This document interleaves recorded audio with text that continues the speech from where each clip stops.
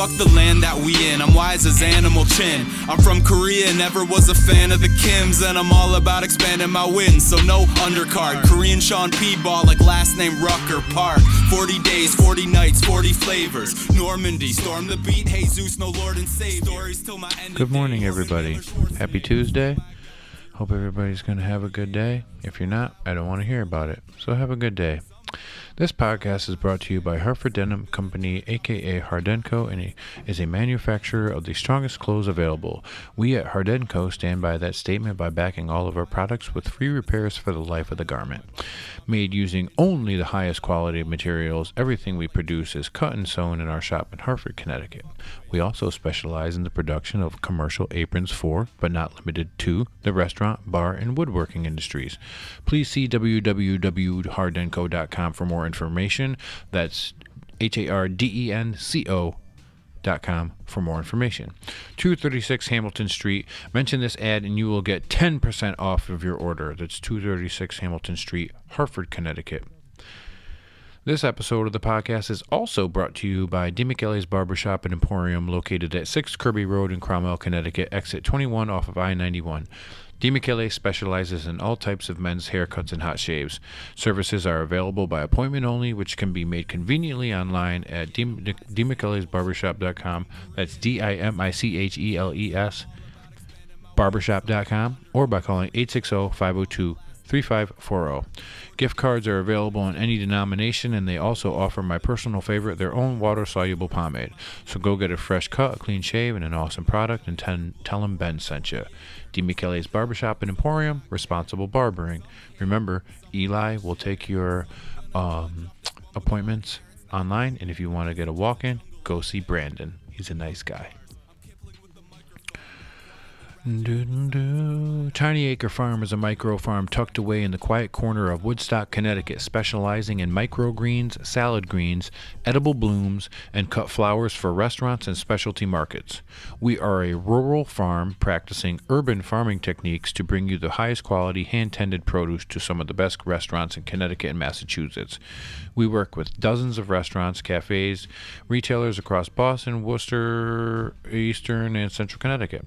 Some spots you can find our produce at include Cookin' the Bear, Story and Soil, Coffee Company, Goldberger's, Firebox, Division West, It's Only Natural, and OSA.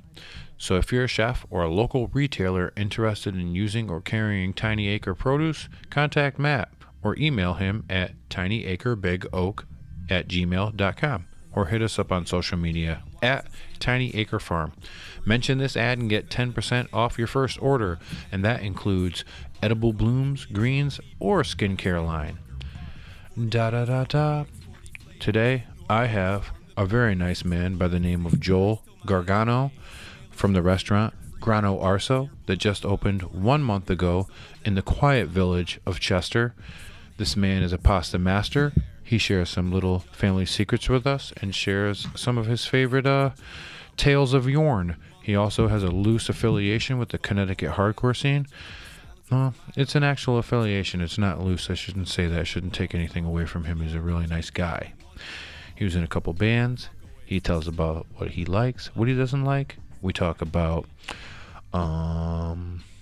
we just kind of talk about life, running a restaurant, the ups and downs of being a whole high-profile chef, and the platform that you speak from.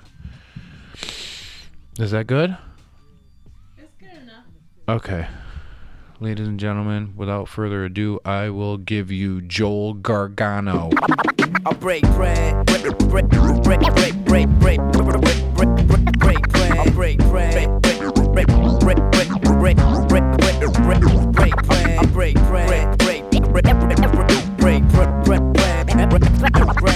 bread, break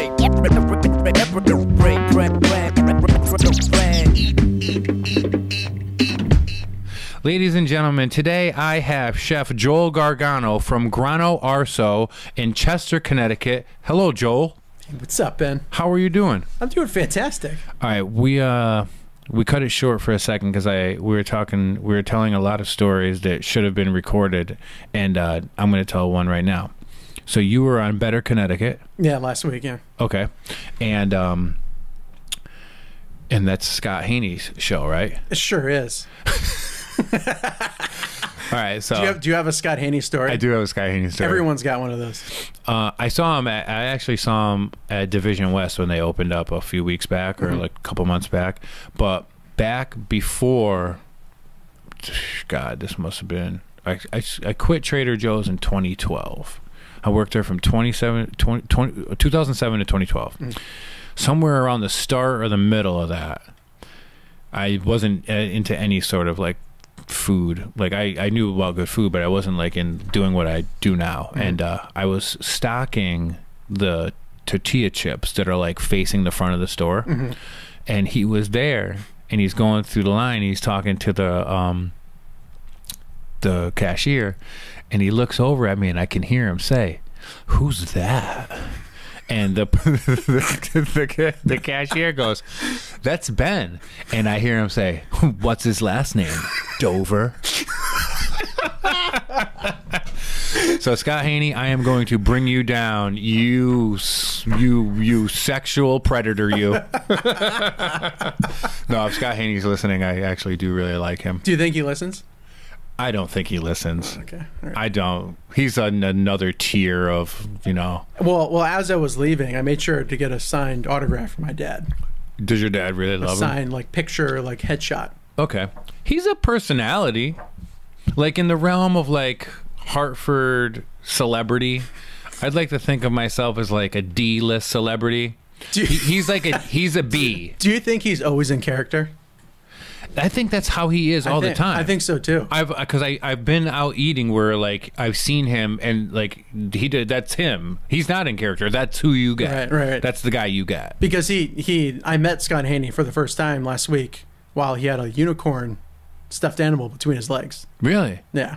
See, like he's pushing the envelope, and I respect that. And he was really happy to have that stuffed animal unicorn between his legs. Just saying. Anybody that pushes the envelope, anybody that tests the waters, they're all right in my book, dude. They are all right in my book. So you recently opened a restaurant in quiet Chester, Connecticut. That, by the way, I love that town. So do I. Yeah. And you've opened it in that bank-looking building that used to be the vegan restaurant. That's right. What was it called? It was called 6 Main. 6 Main. So that space was available about 2.5 years ago. Mm-hmm. I don't know. Maybe there was a restaurant or two that looked at it and it never went through. So after 6 Main closed, a organic skincare and beauty company took it up. Really? And they turned into like an office space. And fast forward 2 years or so later, he wanted out of his lease and went up on the market. I was literally like just at like 2 a.m. trying to find my next thing to do. And the space, yeah, seriously, that's how I usually do it. And then I was just looking and I saw that space pop up. I was like, oh, I know this space. So I contacted the landlord, and literally 3 weeks later, I signed the lease. See, that's it like, was that fast. Yeah, you were talking about that before. That's like one of the faster turnarounds I've ever heard on a restaurant. It's not the smartest idea, but I'm not a smart guy. So, but the thing is, like, if you know what you're doing and you got a good plan going in, then why not? Well, so I knew the town, or I know the town, and really familiar with the farmers market. That was a huge thing. And what made the space so attractive is the fact that it was a former restaurant, so all the guts were there. Zoned, you got to walk in. Like, and you know, and to that point, like opening a restaurant in 12 weeks is unheard of for many reasons. I was not thinking it would happen that quick, but you sort of keep telling yourself that it's going to happen. You know, kind of, you know. Build it and they will come kind of thing. And you know, and I was lucky enough that we met our deadline like to the date that I set it out to do. And the only reason that happened is because I had a lot of people on my side. The town, for example, was really, really nice, and they sort of were like, you know, all you really need to do is sign this piece of paper and you should be good to go. Talk to the right people, you're good to go. Why the fuck not? And, you know, I hear horror stories about other people that open restaurants, and they're like, Yeah. we'll be open next month, and then it's fast forward 14 months and you're still not open. Like, that happens. Or it's fast forward 6 months, they're open and then they're closed. Yeah, I mean, and it sucks because opening a restaurant is not easy. No. I had it very easy in relation to other people that open restaurants, and I'm fortunate in that. And the least thing I can do to just the rest of the people in this industry is not fuck it up. Yeah. Because I was sort of gifted with this opportunity to do this, on my own, and I've had the support of people in the town. I have had the support of my wife, of course, and the support of my family to kind of just be like, all right, just go for it. Just go for it. This is your first like solo venture, on your own? Yeah. I mean, I was an executive chef for 6 years in New Haven as a corporate cafeteria chef. Is really what it was. Me and my team, we made food for the employees of this financial institution. And it was like a lunch program. And it was really successful, and it was a lot of fun, and I taught myself how to do a lot of things. And I did that for 6 years before I dropped that to go move to New York City and start cooking again, sort of for real, But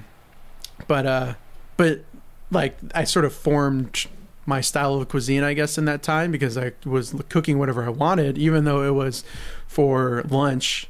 And I put it into sort of a buffet tray and not on a plate. Yeah. You sort of teach yourself all the things you want to learn, Was it like sexy cafe food, or like it was literally like whatever I wanted. Whatever you wanted to do. I changed the menu day. every day. Oh, that's cool. So like, when I was like, hey, let's do a halibut dish or something, I would be like, okay, like, let's talk to some people that just caught some halibut and like call them up, have them deliver it. And halibut man. No, I'd literally, like, I would do that. I would just find people to hook me up, and I would buy like $800 worth of fish and just give it away for lunch. That's awesome. And it's crazy. Like, most people were like, that's dumb. Why would you do that? So you kind of had the freedom before, you had the freedom, and you had like the experience of having the freedom, and that's what kind of opened the door for you to do your own thing. Yeah, I mean, I was cooking before that. I mean, I've been cooking for 15 so years professionally, but and for really, really good chefs throughout my career. But that was like the first, like, I'm running my own kitchen kind of thing. Yeah. But yeah, I mean, and then in that time, like, I only served lunch there, so I had a lot of free time.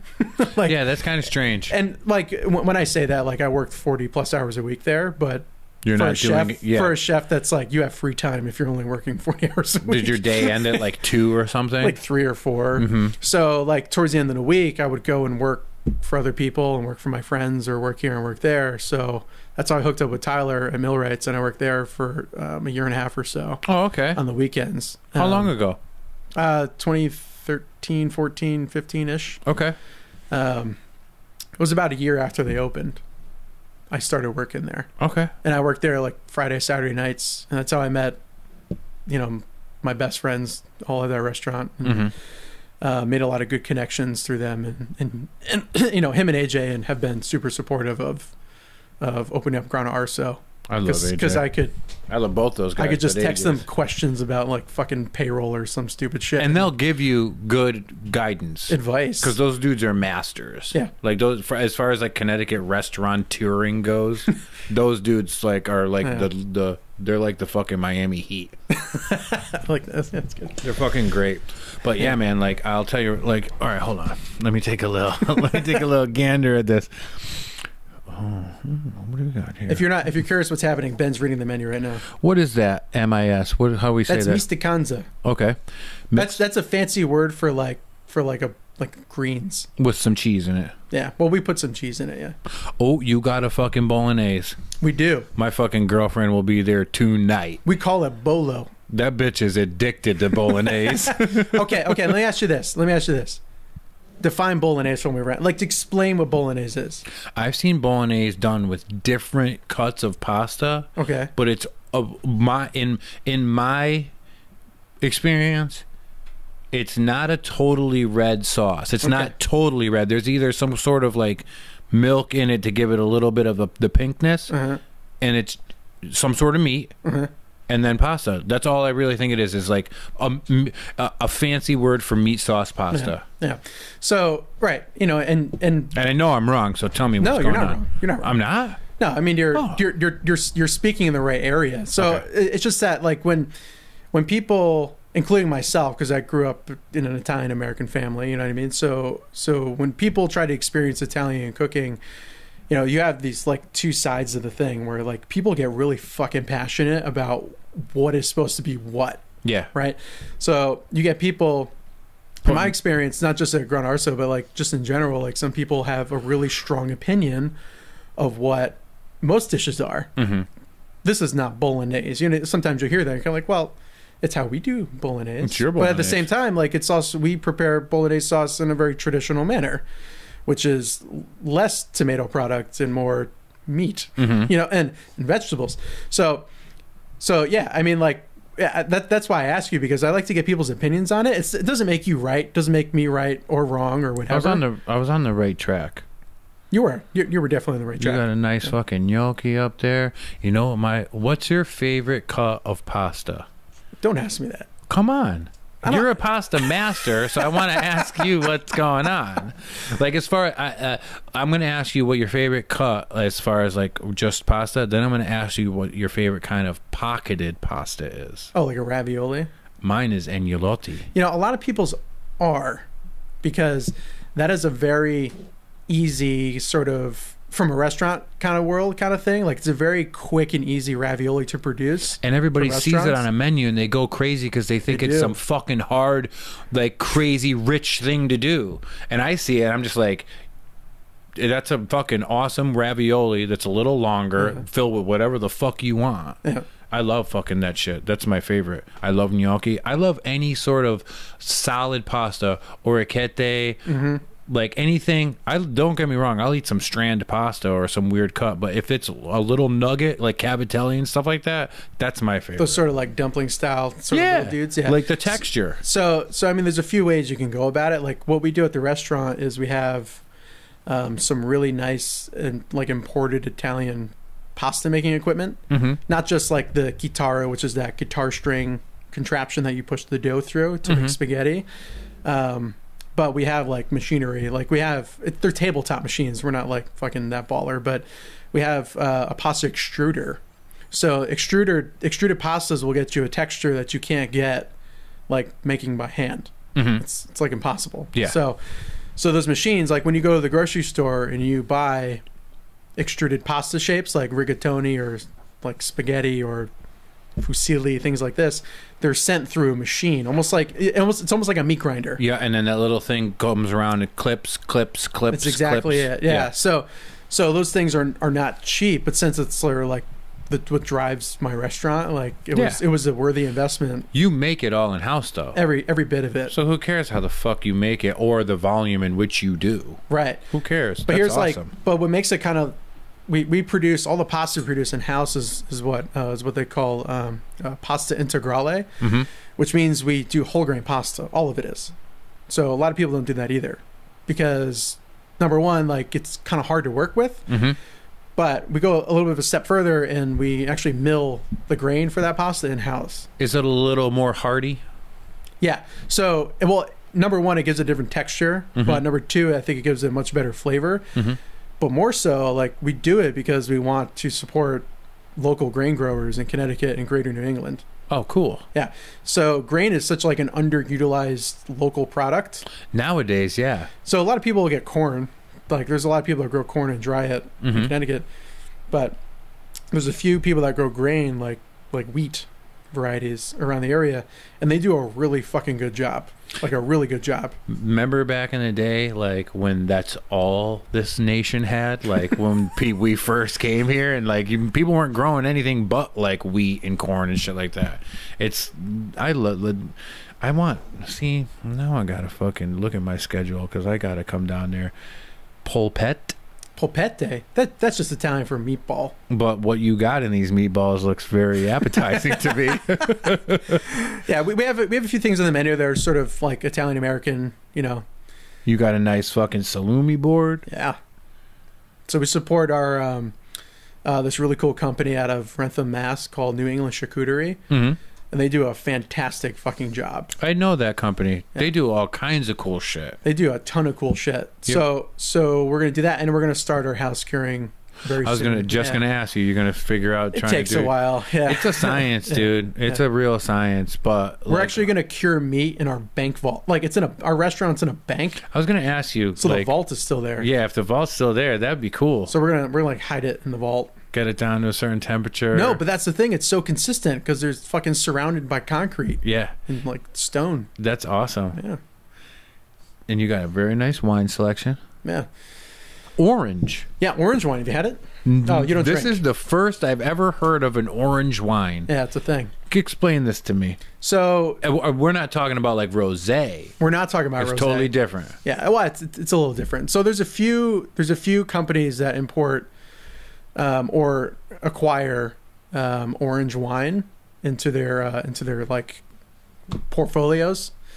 So and there's a few places that do sell it in Connecticut because there's so few places that like bring it in, but it's kind of funky. Mm-hmm. And when we developed our wine list and develop our cocktail program and things like that, we wanted to do shit that was a little bit different. Mm-hmm. So usually when we were going through wine tastings with our operations director, Tiffany Nevers, who did a fantastic job, and she worked at Millwrights for a number of years as well. Like when we seeked out all these things, like we're like, bring the weird shit. Mm-hmm. And that's sort of how we sort of put it together. So was it her or you that named this cocktail the Joy Division? It was Tiffany for sure. Fuck, I really wanted to congratulate you on that. Whatever. That's awesome. But I did. That's very awesome. Yeah. I always tend to lean towards if I can work in more music related sort of like little things into my menu, I will. The funny thing is the weirdo like me is going to get it, but the people that live in Chester that are, let me get the Joy Division. That sounds scrumptious. Dude, that's awesome. Yeah. That's so cool. Dude, you have a really solid menu, man. Thank you. This is really good. And like, I'll tell you right now, like I diet a lot and I will say to all my friends that like carbs are the devil and grains will make your fucking bones in your body inflamed. Mm-hmm. But who gives a fuck when you want to eat some fucking pasta every once in a while? And every once in a while, like me and Meg, like I'll go on kicks and she's kind of like fixed in it. If she could eat pasta every fucking day, she would, because she likes that shit. And I like it, but I like to be eclectic. But like, so you know how it goes. Like some days you're just like, I don't really want nothing but pasta right now. Like if it's like a fucking cold day or something. So this is my fucking go-to, man. Yeah, but you know, like since we include the whole meal like grain, like there's more nutrition in this food. If you want to play that angle, yeah, why not? There's more nutrition in the food because we're not taking out, like I'm sure you know, like how a piece of grain like is composed. So it's a seed, right? So on the outside of the seed is the bran, which is like all the fiber, right? And then there's the germ, which is like if you were to add water. Right. This is like the first grade science project, if you remember. Like you wrap it in a wet paper towel, the lima bean, right, and it sprouts. The little and you put it in a little cup, and you come back a week later, and it's like that's the germ, right? Okay. So that's still attached. And then you have the middle part, which is the endosperm. That's where all the sort of the starch and the protein of the grain is, and that's what you can usually when you get traditional. If you think about flour and like what it is, it's like it's mostly the endosperm because all the bran and the germ has been taken out. Because typically that makes your bread taste like a biscuit. Yeah. Or your pasta crumble when you make it because it gets in the way of gluten production. But what we do is we include a small portion of on the order of like 15 to 25% of a locally produced or locally sourced grain, and we mill it, and it goes right into the pasta, and then you eat it like that night. Oh, that's awesome. So it's like no chance for oxidation or for anything like spoilage or anything weird to sort of happen. And you're not using like bullshit ingredients like fucking bleached flour and crazy shit. God, no. No. See, that's awesome. Yeah. So I'm counting right now. 1, 2, 3, 4, 5 different pasta dishes. Right now. Yeah. You ever thought about doing like, okay, you can have this or that, but like you want to do a pasta tasting? and where you get a little bit of everything. We are. I'm telling you, man, that's the way to go, because when I see shit like that, that's what fucking lights my fire. We are. When I went to Flour and Water in San Francisco last year, or maybe a year and a half ago. Good restaurant, very good. Oh God, so good. McNaughton, right? Yeah. Dude, fucking. I had to go at 5:30. I was the first person in the door because that was the only reservation they had left for like 3 months. Yeah. And dude, I did the tasting. It was fucking one of the tastiest things I ever had. That would be cool. We certainly are. Yeah, I want to be able to do that. So, but we're in our first sort of like baby steps. Yeah, so you've been open a month. We're figuring out what flies and what doesn't. In fact, like we've changed our menu sort of format once already because we actually got some feedback. And by all means, like we want people to come and tell us, like email me, text me, fucking whatever. Mm-hmm. If you didn't like anything, you have a suggestion. I listen to everybody because whatever I think in my head is the right way to eat or the right way that I think my restaurant should like run or like whatever, like I want to know your thoughts. Yeah. I mean, I'll be able to tell if you're fucking crazy or not, and I'll be able to delineate, but most of the time people have some really honest feedback. Mm-hmm. And that happened like within our first 2 weeks. People were like, our pasta section on the menu didn't have this large small section because we just wanted to sell pasta, and the way I wanted to sell pasta was to serve it as a mid-course, meaning it's not, if you're sort of hungry, if you're really hungry, like that's the thing you eat in the middle of your meal, and like it's tasty and whatever, and we're not going to give you this fucking pound bowl of pasta because you're going to get full before your entree, and you're not going to get anything else. If you're like sort of just want to peck at something, like that's great, order a salad and share it with your guest partner, and then you can have a pasta as an entree and it's not that big and you feel like satisfied when we leave. So, you know, of course we trained our staff to sort of pitch it that way and whatever, but after like 2 weeks we started getting like multiple complaints that people were like, why are you charging so much for pasta? I'd be like our pasta's cheap. It's like $17-18 for like, number one, a handmade bowl of pasta, but also locally sourced ingredients, like not all fucked up GMO shit in our food. Yeah. And humanely raised meats and things like that, like locally sourced shellfish and whatever. And like most people like understand that. They're like, oh, okay, I'm paying for a handmade product, like high quality ingredients, blah, blah, blah. So for me, I'm like, dude, even if you are eating that as an entree, $17-18, like that's kind of a steal. Yeah.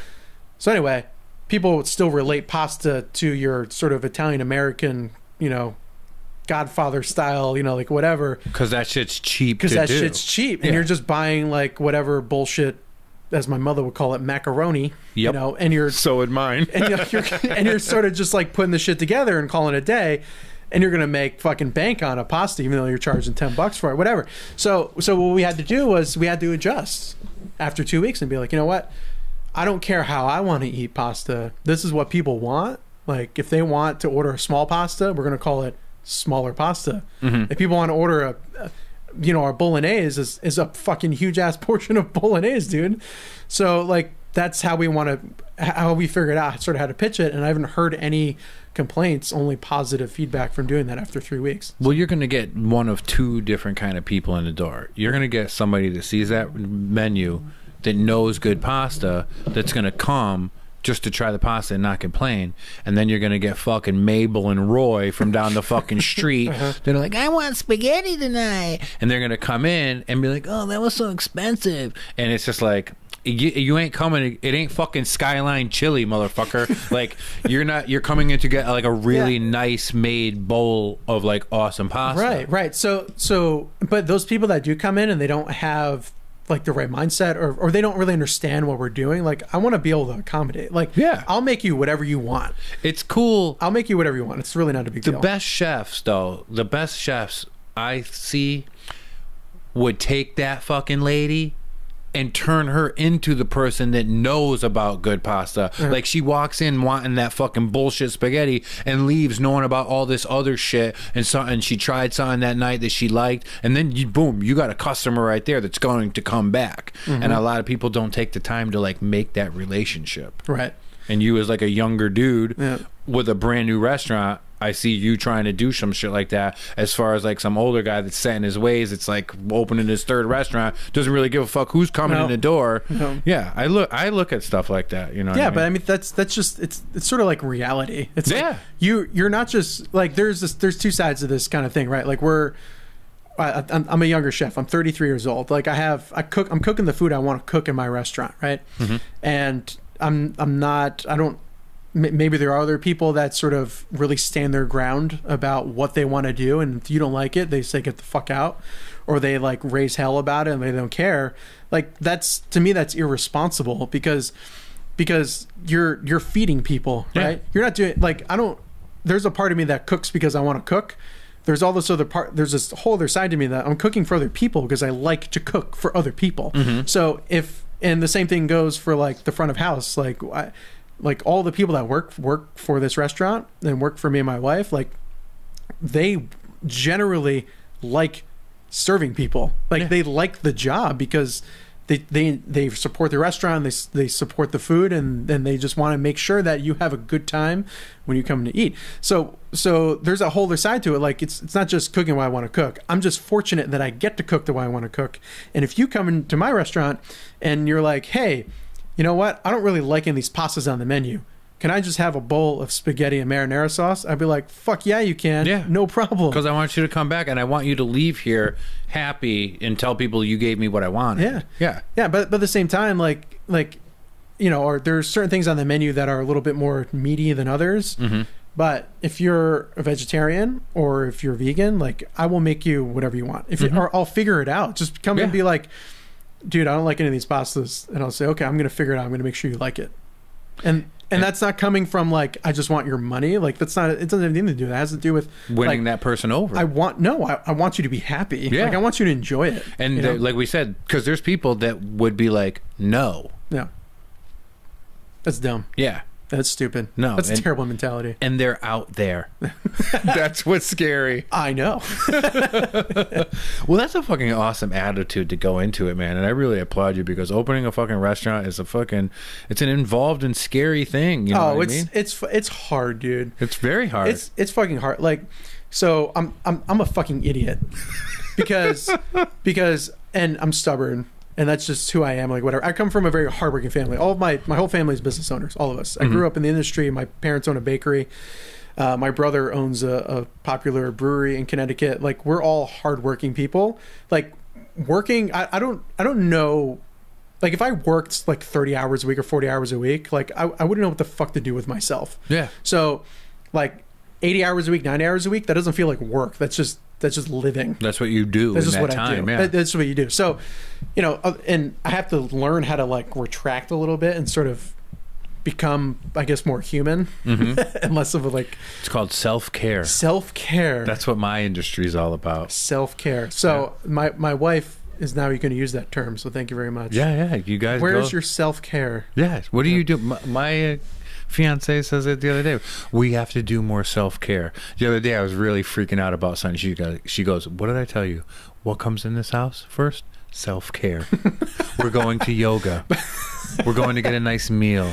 But like opening a restaurant takes a lot of fucking effort. It's like you work every single day for the past 4 months, every single day. And you're not going to be able to get that self-care in that time. But once you're rolling? No, but dude, here's the thing. Like, it's worse if I tried to not think about it. You know what I mean? True. It kind of comes. It's like worse. Yeah. So, you know, my wife is doing a good job at just being like, okay, just take like 6 hours, like not a whole day, like 6 hours, just chill the fuck out. Yeah. You know? So with that said, like, yes, opening a restaurant is very difficult, but I come from the type of family that this is what you do. It's like, it's so weird, but it's sort of in our mentality that we keep my immediate family is very close knit, but like work is sort of a priority in my family. You have to. And I'm learning, and married now, like I'm learning that you have to teach yourself how to not make work a priority, but I haven't mastered that yet. No, it's really a hard. It's like an addiction. It's not an addiction. It is an addiction.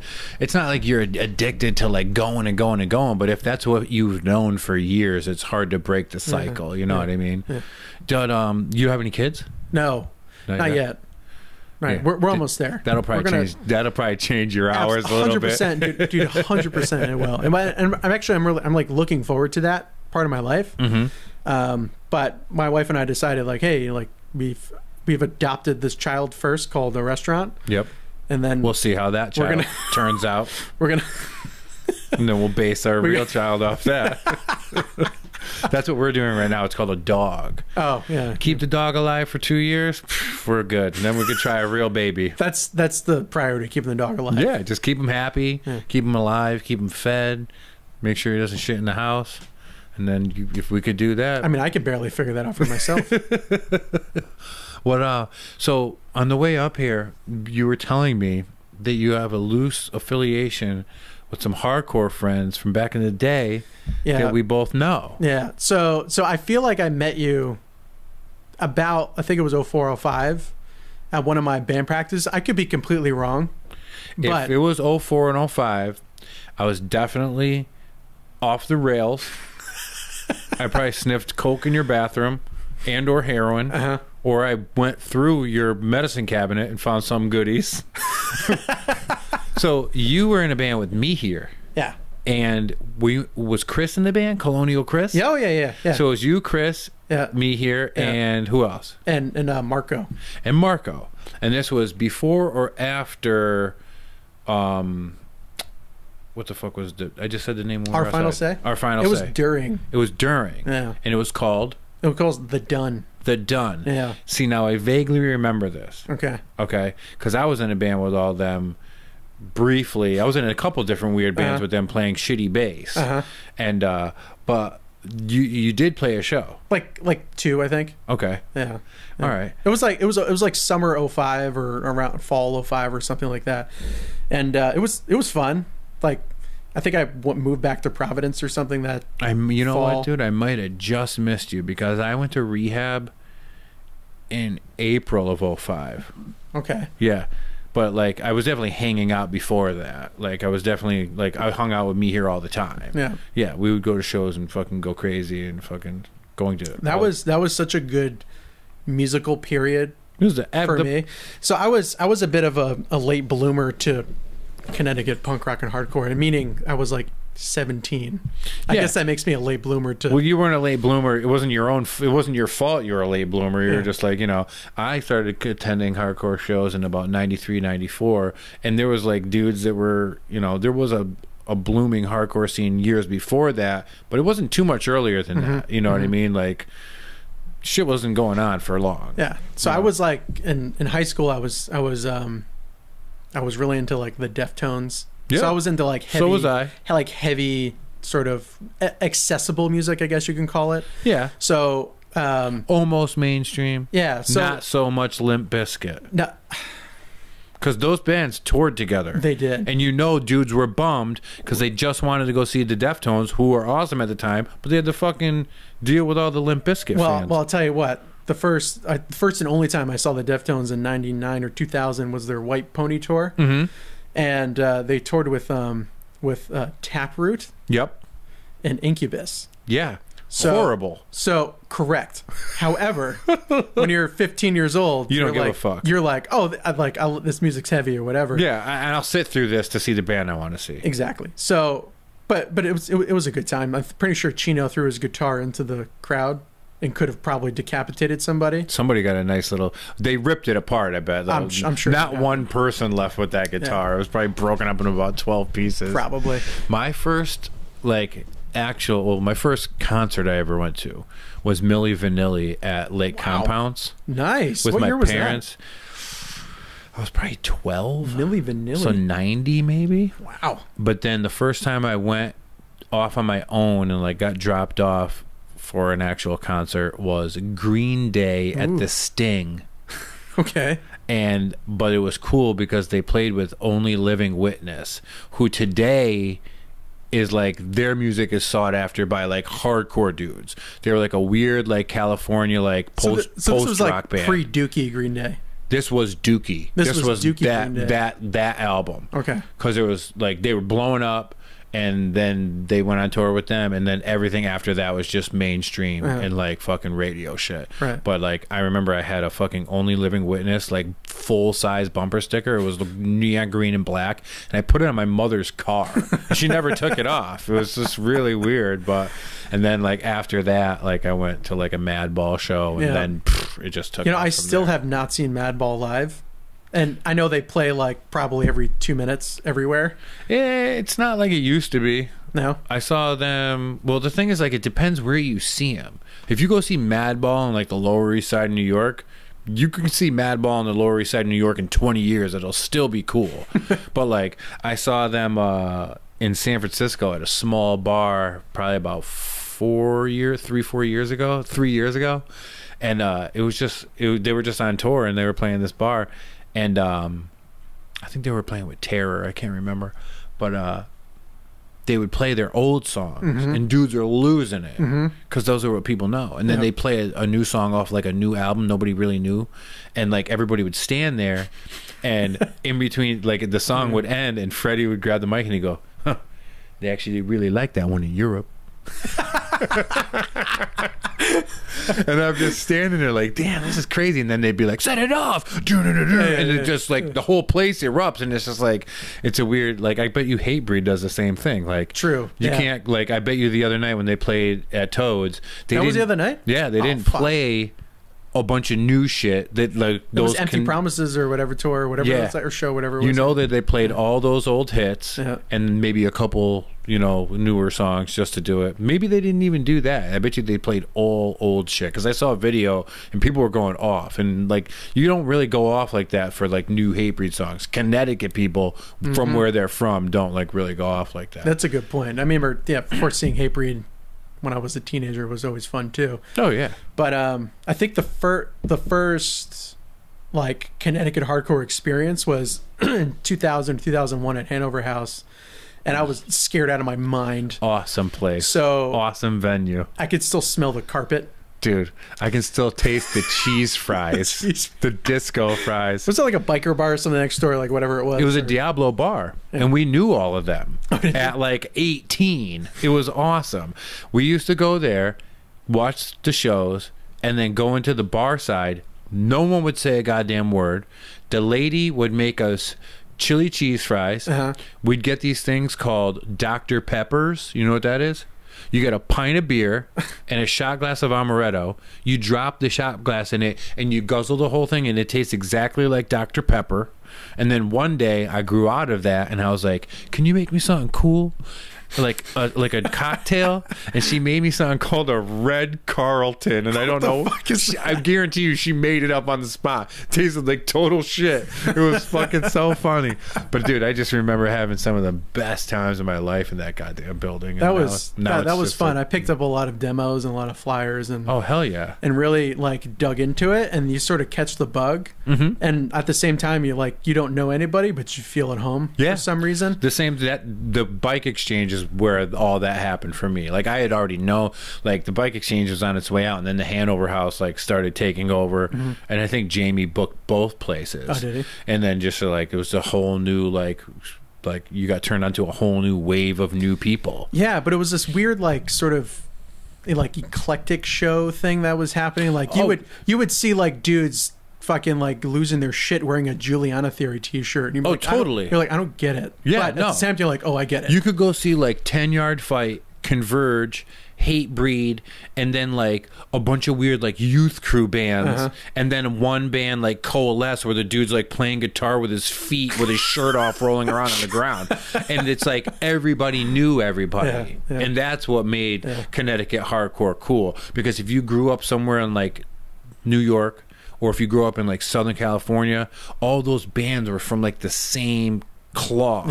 And Connecticut was just weird because people came through, bands toured, and then there was no real one kind of band from here. Everybody was different, and everybody, it was such a fucking small like area. Everybody knows each other. It went from like, so I remember those shows, and then Hanover House kind of ended, and then I guess that's when like the whole boom with Manic Production started, and Mark started doing a shit ton of shows.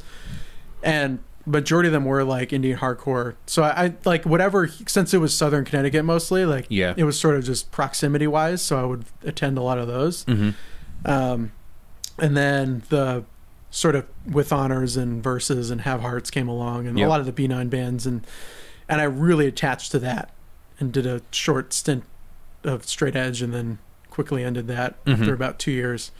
But you know, that was sort of like my era. And in fact, that's mostly what I sort of stream through in my sort of catalog. And the reason being is like you run out of time to find music. Dude, totally. And it's sad, but like... It's really sad. But it's like, it's almost like when you have time and you're younger, like you're in college or whatever, like... That's all you do. Like you just look for new shit to listen to and you got time. That's all you do.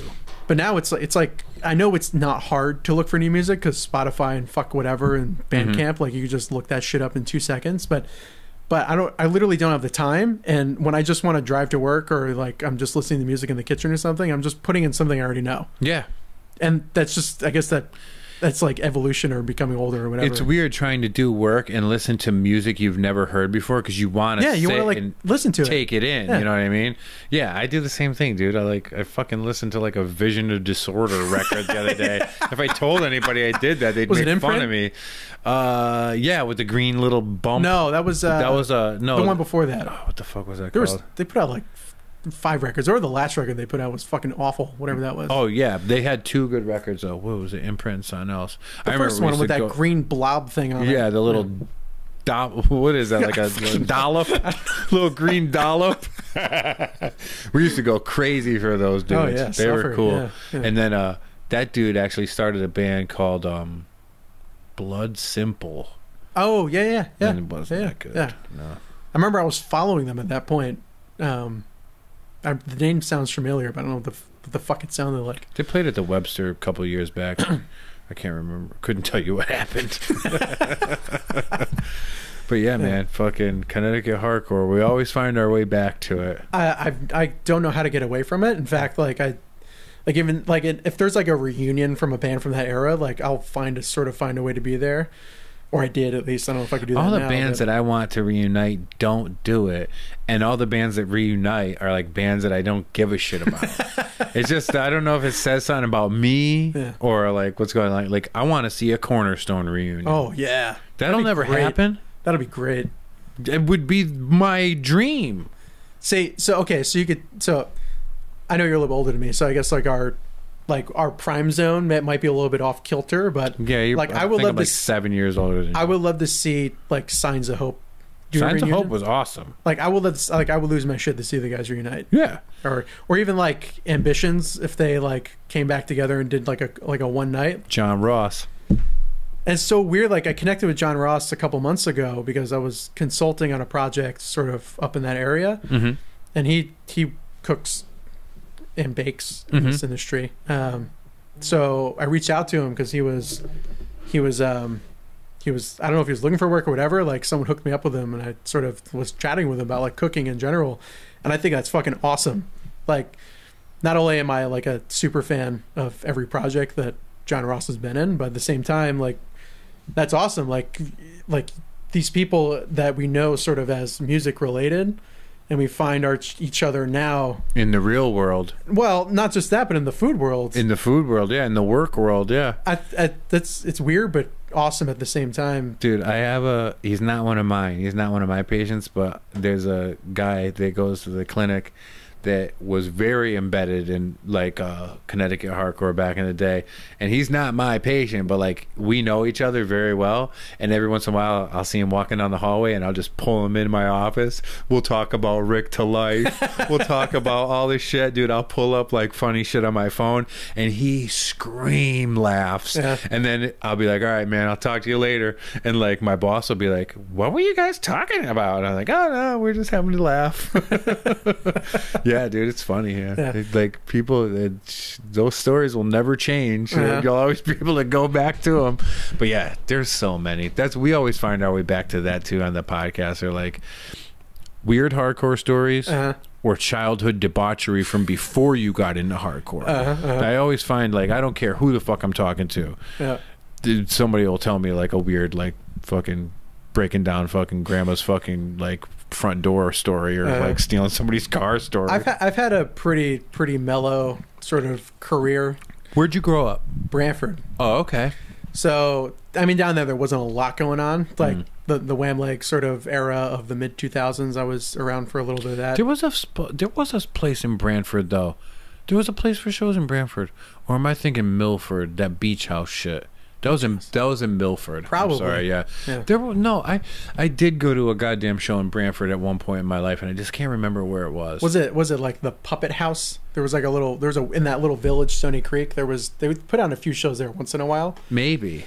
Other than that, I don't know. Maybe there was another American Legion or some bullshit. I don't remember. Maybe, yeah. My brother saves all the flyers. He's got like people hit him up for pictures and shit. Oh, really? Instagram accounts and shit.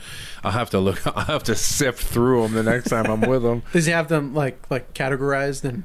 He's just got like a stack. Oh. So you gotta go through the stack every time. Dude, there are like every show from like the Bike Exchange, Hanover House, the Sports Palace in New Britain, fucking the New Milford Teen Center. Do you remember that? Do you ever been to a show there? I don't know. I don't think so. All the Wallingford shows. Remember when they used to do shows at that laser tag place in Wallingford that was up in that like third story industrial building? No. I saw H2O there, and I took off all my clothes and I like tied like a weird like banner around my neck. This is like stupid shit, but like there was like 1 million people in that place. Wow. And I think it was the only show they did there, and then they stopped. It was in a laser tag like arena. Yeah, it was very weird. I met Toby. He actually came to West Haven High School when I was working there. So I actually got him to come and do one of his One Life, One Chance like speeches. Oh, he's a public speaker? He is. I didn't know that. So he, One Life, One Chance, the song. Yeah. What's he talk about? Like straight edge shit? Or like saving your life? What he does is, Matt Pike actually like books it all for him or whatever. So when I saw he was doing it, me and Gabe Martinez were working at West Haven High School at the time, teaching rather, I should say. And we were like, hey, why don't we see if Toby will come out and do one of his talks here and talk to the kids about like hardcore in general, punk rock and straight edge and all this kind of cool stuff. So we're like, all right. So we asked him to come and do it, and he came down, and it was a really, really fun day. How much does he charge for something like that? And how long does he talk? It was a full day commitment. Really? Like he did three actual like presentations. See, that's worth it. That's kind of cool. And his guarantee was not expensive at all. I can imagine. It was not expensive at all. What the fuck is the name of that goddamn basketball player that did all the drugs and then got clean, and he goes around to the schools and talks? I don't know. Oh, fuck. He's got a... what the fuck is his name? Well, he came to like one of the West Hartford schools, and the dude literally talks for an hour and a half, and he fucking costs $12,000. Fuck that, dude. And I heard about this because I sit on the Substance Abuse Prevention Committee for West Hartford, and they were talking about that, and I was just like fucking writhing in my seat.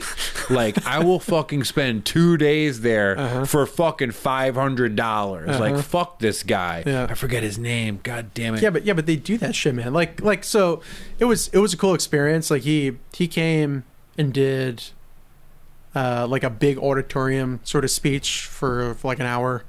He had like a whole PowerPoint thing, like just pictures from back in the day, and he shows off his tattoos and talks a lot about that kind of stuff because they're kids. They're interested in he's got a lot of tattoos, so they want to see them. These are high school kids? Yeah. Okay. Yeah. And then he went down to like the special needs area, and like did a presentation there. And then did like another one like to one classroom of sort of the kids that were in detention almost. Me, like dudes, it would be me. So, and it was fun, and like they totally like shit all over him, and like they totally did. I love it. Yeah, they totally shit all over him, and he's like, all right, I think we're done here. Yeah, but later. But yeah, but it was cool. Like they took a bunch of pictures, and it was a lot of fun. Like I totally respect him for doing that kind of thing because he doesn't do it to make money. He just kind of did it, and he like got like who's the drummer to Blink 182? Bart Travis something. Oh, Bart Travis. No, Travis Barker. Travis Barker. Bart Travis. What the fuck is this? I love it. So I guess That's who I'm going to be for Halloween next year. Bart Travis. Randy Travis's fucking rehab brother. Fuck. So yeah, I guess Toby like got Travis, Mr. Bart Travis, to make a bunch of T-shirts, and he just hands them out to the kids. Oh, that's cool. Yeah, so like support, Yeah. like for people to do this. Well, that's awesome. Yeah, and plus like they drive down and do it. It's not like, they're being escorted to West Haven, Connecticut to do this shit. So Well, he lives in the West Coast now. He lives in L.A. yeah, This is probably when he was still in New York or something. maybe. Cool. Maybe. That's very cool. Yeah, but like I try to draw the connection because I guess I'm the type of person that does that kind of thing. But the sort of the effort and sort of DIY and the grassroots that you see within like hardcore bands that actually like work really hard and really want to do what they want to do Can totally be carried over into food. absolutely 100%. And you see that you kind of like feel it, like the same feeling you would get when or that sort of release that you get when you're at a show or if a band you really want to see I feel the same way when I go and get go eat at like a sick restaurant that I've been but you're like wanting to. stoked for it, right? And That's like what I do now. and then they deliver on it, And you know you're what I mean? like, fuck, this is awesome. Great. And it's awesome. Like I can do the same thing when I cook. Yeah, So totally. and I just, like most chefs will tell you this, like they just want to cook. Unfortunately, when you run a business, Yeah. it's like the thing that you can't do. You know what I mean? Like you're doing everything else, and then when you get to cook, you're like really stoked on it, like, and you get to focus because you usually have like 4,000 of things like going on in your fucking brain every day. But yeah, it's such a great connection. Of course, I'm not the first person to make that connection, but I think it's something like worth talking about because it's interesting to me. Now, like I said before, like you can see like hardcore kids now like getting into food. Yeah, a lot of them. And that's fucking great. You know what I mean? It just sort of brings a whole nother community to sort of like what I'm into. I don't know. Now that we're bringing it back to food, tell me why you the idea behind the name. Oh, grana arso. Yeah. So it just literally means burnt wheat. Burnt wheat. Yeah, burnt wheat. So grana arso is actually a product. It's a product of Puglia, which is a region in Italy, in southern Italy. So it's actually a way of product utilization. So sometimes when a farmer needs to burn a field, like literally burn whatever's left over, Yep. and all of that sort of nutrients after it burns go back into the soil. And I'm not an expert on this, but it goes back into the soil and Almost sort like of fertilizes it fertilizes the soil. So when they do that, people would see the leftover grain on the ground and they would pick it up and put it into something and use it. So it's a way of product utilization. We chose that name because it sort of relates to what we want to do at the restaurant. Cool. It's an Italian product. It's also delicious and used in the right way, but at the same time, it's product utilization for us. We're going to use what's around us. And although it's winter right now, we open a restaurant in the fall and winter. We're sort of on the tail end of what we can get, but we're going to go into like really hard into the next season with setting up with having some of our friends and farmers grow products that we want because they can do that for us. At the same time, when they have an excess of a product and they call me, I'm going to find a way to use it. Even when we take it to, supporting people that grow animals. So if we buy in a whole pig, we're going to use the damn thing, every bit of it. Yeah. We don't like to throw away. And it's my job as the chef, not only to support those people, in my opinion, but at the same time, it's my job as a chef to make you not notice Yeah. that I'm using all these products and make it delicious. Dude, I've had but in the last few years, like some of the best dishes I've had are like tripe. Yeah. And it's just like, if you fucking showed me tripe when I was in high school, what it looks like in like the grocery store, I'd be like, get that fucking shit away from me. Yeah. And dudes can make it like excellent, like every piece, nose to tail. You just need to cook the shit out of it. Yeah. That's how you make it taste good. Yeah. It takes time. Yeah. Just learning all that. just sort of knowing what you're doing, like with that stuff, and that's just experience. You know what I mean? That's sort of what it comes down to. But but sort of like with the name, like the product Grana Arso it can be delicious used in the right way. So we have the dish on the menu where we make our own Grana Arso by toasting the rye that we use that we get from Coventry, And then we also take the tops of leeks that we get in and we burn them on the grill till they're like carbonized. Mm-hmm. And we make sort of a burnt sort of leek powder.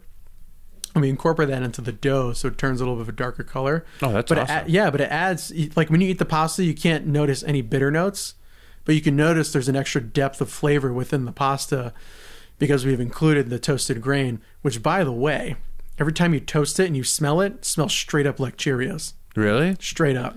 Yeah, it's kind of like branny. Yeah, like we were saying before. Wow. Well, It's I delicious.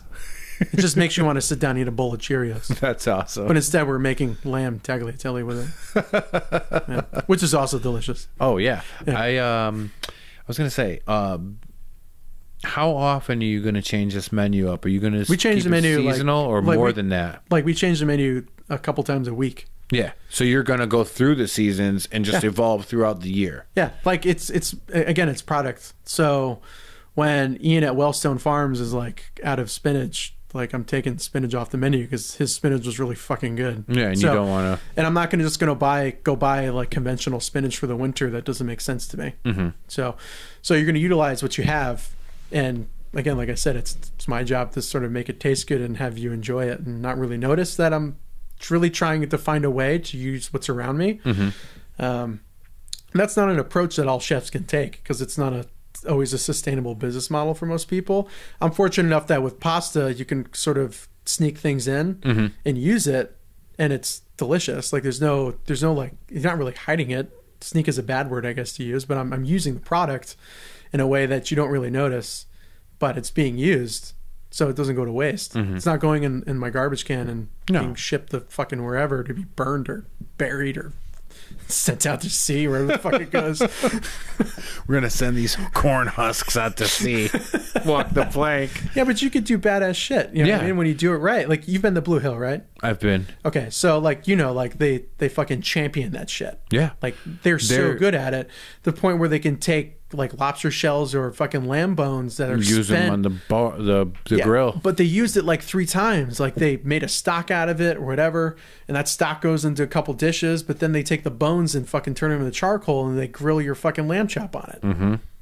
Like those are my favorite restaurants. Is like what you're gonna do is like changing the menu all the time, and restaurants that literally throw nothing away. Yeah.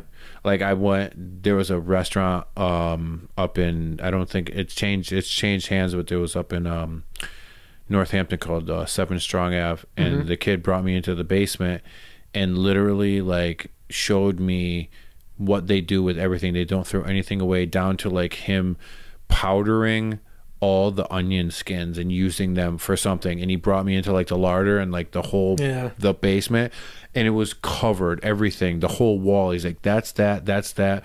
When we cut the top off of the strawberry, we put him here, and he had this little fucking Dude, that's awesome. He had this little thing bubbling. He's like, we're making liquor out of that. And I was like, holy fuck. Dude, that takes a lot of time and effort. And now the dude works for Single Thread Farm out in fucking like right above Sonoma, and it's just like, it's kind of like the Blue Hill of the West Coast. And it's like that whole philosophy, like they throw nothing away. They throw packaging away. Everything gets used. It's fucking crazy. I love that shit because that's just the way that I like to eat. It's like, it makes the food smarter, and you can do so much other shit. Yeah. So I mean, product utilization it's not only important to do, but it's also a responsibility totally of us. You know what I mean? Throwing shit out is just like, It's like you don't just like leave your car running outside all night no. because you're too lazy to turn it off and just go buy more gas, right? No, you don't I try not to throw shit in the garbage can in the same way. Yeah, you know, it's like throwing your fucking kid's clothes out every day as he wears them. Like, you know what I mean? It's just like, why would we do that with anything else? And like, people are starting to like really learn that that's like not the way to go. I love it. I love shit like that. It's so cool. It's what you should be doing. You know, I mean, it's hard. Yeah. It's really difficult because it's difficult to do. If something gets fucked up, like what do you do with it? Like if something gets burnt, like you burn a fucking steak or overcook it, like it sucks. Yeah. You know, I can feed it to my dishwasher. He'll be cool. But, you know, like other than that, like you don't want to throw shit away just because it got fucked up, you know? Yeah. Well, my friend, we've gone an hour. Did it feel like an hour? No, it felt like 5 seconds. Well, I want a lot of people to come down and fucking support your restaurant. Please do. Because I love that town and I love what you're doing, and I'm looking at the menu right now. You gonna leave this with? You gonna leave this with me? Oh, thank you. I'm gonna frame it and put it over here on the wall. But it's gonna change in 2 weeks. So. I know there will be nothing on here. I will be down. Like I'm gonna grab Meg and we're gonna come down. We're leaving to go to San Francisco the 22nd to the 29th. We're gonna go eat.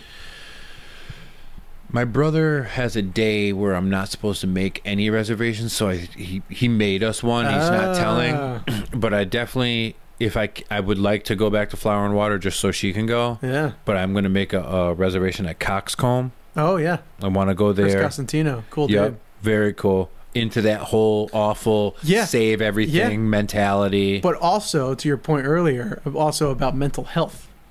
Have you seen his pitch about mental health? No. Google it. He did a video like 7 weeks ago or something like that, where he kind of like talked about chefs and mental health. It's really interesting. Well, it's like it's mental health and drug use are like both things that they run rampant all over everybody's like any area you work in, but in a kitchen, you know, it's like I know a lot of chefs that just don't really give a shit about like what goes on in the kitchen as long as everything comes out the way they like. But then there's those chefs that are like taking care of people in the fucking kitchen. You know what I mean? Because it's like any other workplace. It's like a fucking construction site. If motherfuckers are hurting, they're gonna do something to ease the pain. You know what I mean? Yeah. I mean, I of course, I don't see myself doing that, but no, not you. But you see that where it's kind of like, you know, once in a while, like. Even the shift drink is kind of the easy way to go. You know, you've sweated your ass off for the past fucking 12 hours. Like, have a beer, dude. Like, that's kind of the easy way to go about it. But, you know, I'm sure that still happens. You know, I gotta look it up. I'm real curious now. Yeah, I mean, that dude's awesome. He's great. I've met him on a few occasions, and I've been to. So when he was a chef at Encanto, I went there to eat when I went to San Francisco 8 years back. And had a fantastic meal there. And that dude's just serious about what the fuck he does. Oh, hell yeah. And he's written some good books. And, you know, he's the one that's first one to come out and say, like, fuck TV, I'm done with that shit. I don't give a fuck anymore. I'm just going to fucking work in my restaurant and take care of my family. If you can make ripples like dudes do, like if you can get, like, your shit out there just from working in your restaurant harder than dudes that are going on cooking shows... Like, we know a lot that don't need to do that shit. Yeah. Dudes like to do that shit because, number one, it builds, like, customer base for the restaurant. And a lot of these guys will go on, like, a cooking show. They might win, and they fucking gonna do awesome shit after that. They might not win, but people still fucking know them everywhere. Yeah. So there's, like, that side of it. Why do you think he was, like, so against it?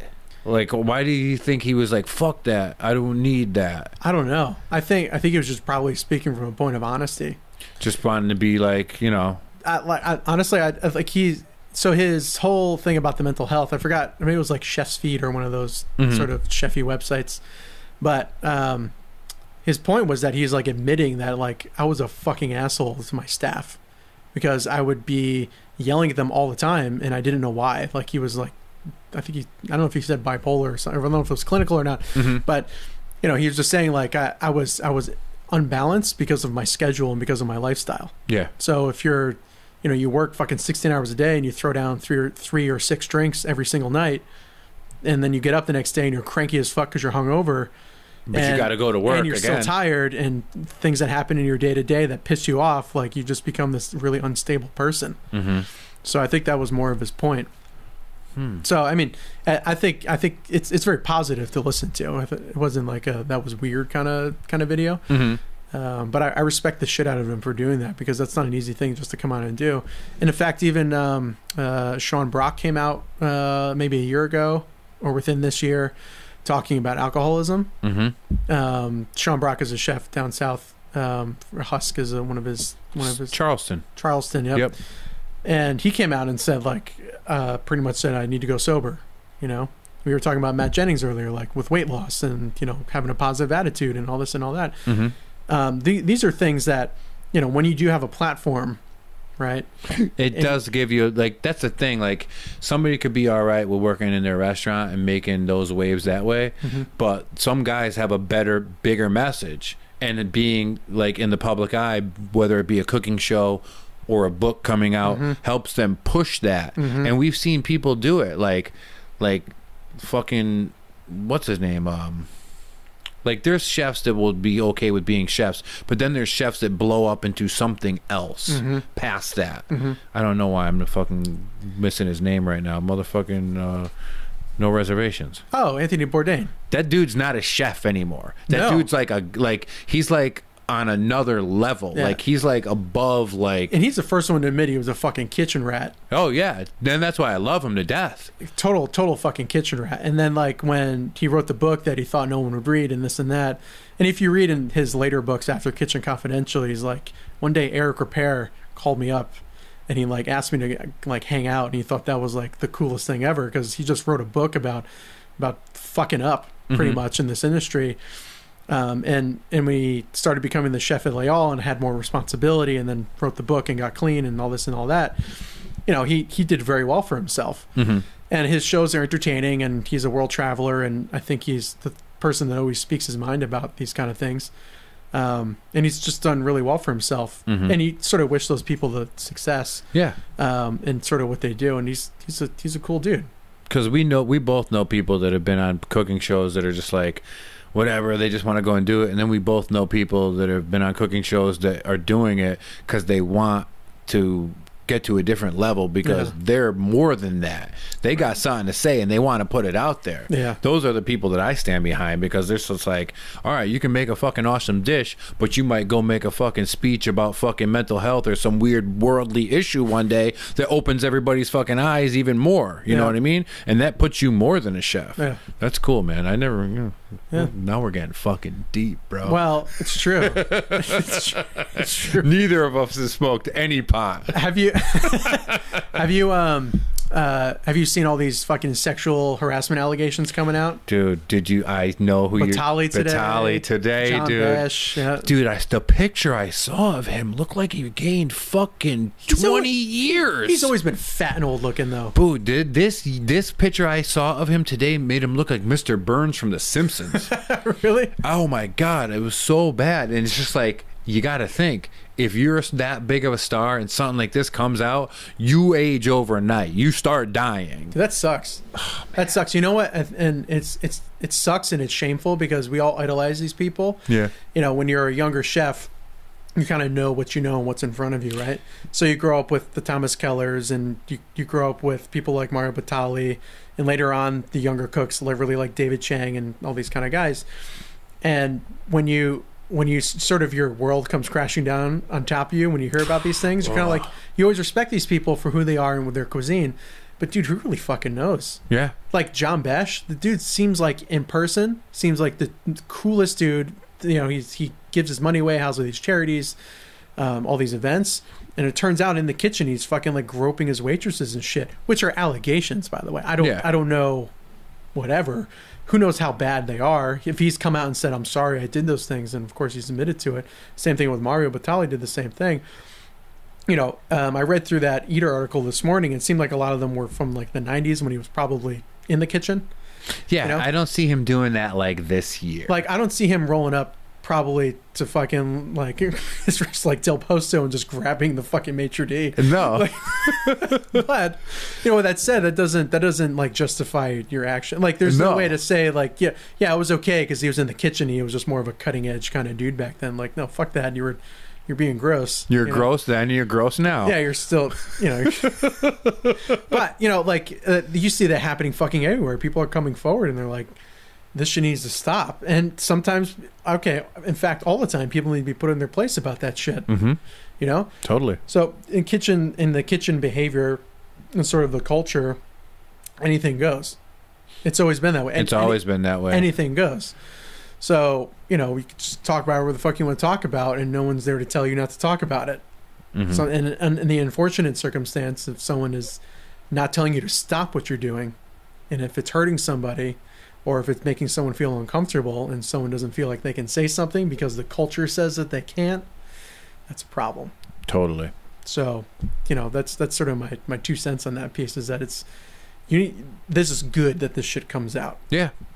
It's good that it comes out. It sucks for them But It sucks for the people that look up to him, but it makes fear for those that were thinking about doing it in the future, and that's where the prevention comes in. yeah, Yeah, for sure, totally. for sure. That's it's fucking it sucks, but that's reality. Yeah, well, Yeah. we know you aren't going to be grabbing any maitre d's in the future. You're a nice, ethical man with a great fucking menu and an awesome fucking restaurant. And I'm going to come down when I get back, probably in the new year, and your menu will have been changed. But Some dishes will remain. maybe there will be an agnolotti latte on the menu, maybe not. How about this, man? How about you just come in? I'll teach you how to make agnolotti. Fuck you, you know I'll do it. Then you can sit down and eat it. And we'll fucking make a spectacle about it. I'll sit down and eat it. It's all falling apart. Well, thank you. I really appreciate you coming on the podcast and talking. Of course. And, well, thanks for letting me talk about my restaurant. hey, man, I wish you nothing but the best. You got a really awesome menu and a really awesome business model. And I wish you nothing but the best in the fucking beautiful little quiet town of Chester. We call it Quaint Little Village. Quaint little village of Chester. Awesome. Ladies and gentlemen, Joel Gargano. Thanks, guys.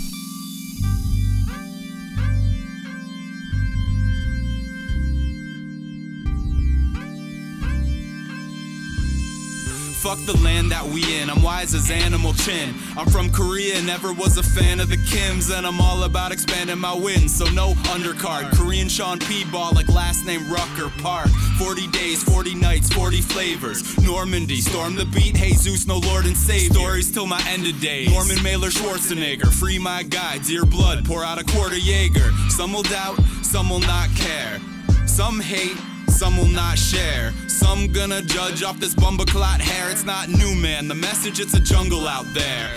Monk bars, I'm Kipling with the microphone. Y'all quietly ratchet like the silencer from Idaho. I bomb atomically, Inspector and Thunderball. Cause I don't fuck with y'all like Jay Cover and Wonderwall.